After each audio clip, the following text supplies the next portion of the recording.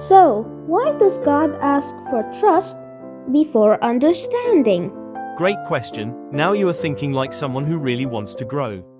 This is where the story of Esther becomes powerful, because everything looks like coincidence, yet something deeper is happening. Let's slow down and look carefully. Esther is placed in a position she did not choose, at a time she did not expect. This might surprise you. God is not directly mentioned, yet his work is quietly unfolding. Most people miss this part. Trust often begins before we understand what is happening. Here is the deeper layer. Courage grows when someone chooses to act without seeing the full picture. So, what does that actually mean? 1. This is where the story begins to unfold in a deeper way. Esther steps into a role that carries risk and responsibility. 2. Now we start to see what was really happening beneath the surface. Her position becomes the key to protecting others. 3. This part is easy to skip, but it matters. She had to decide whether to stay silent or act. 4. Here is where growth quietly begins. Courage often starts with one difficult decision. 5. This connects directly to real life. People are often placed in moments where action matters. 6. This is the layer that shapes character over time. Trust leads to bold and meaningful choices. Does the brain really change from small steps? Yes. First, your brain truly changes when you take action despite uncertainty.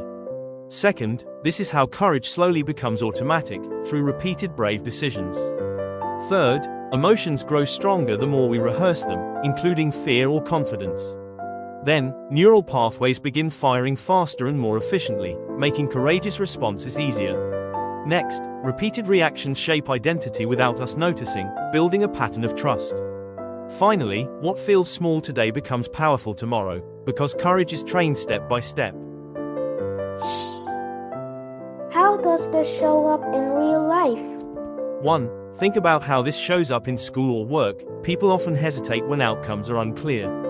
2. Notice how emotions often react before logic, especially when fear is involved. 3. Watch what happens when stress repeats daily. Uncertainty can lead to inaction.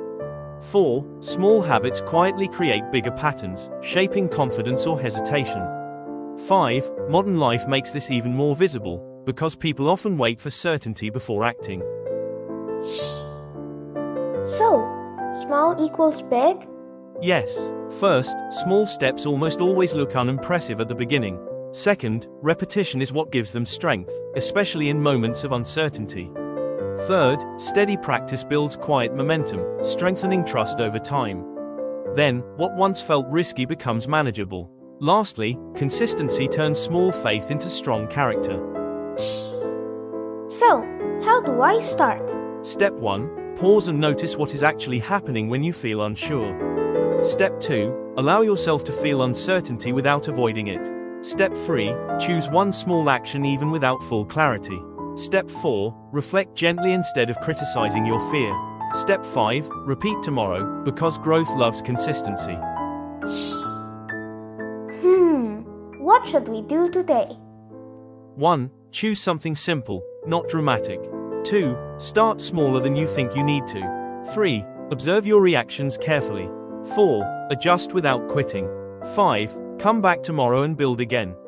Remember, trust often begins before understanding. God can work through situations even when we do not see the full picture. Keep taking small steps forward, because courage grows through action. If this sparked curiosity, share this video with someone you care about. Learning grows stronger together. See you in the next episode.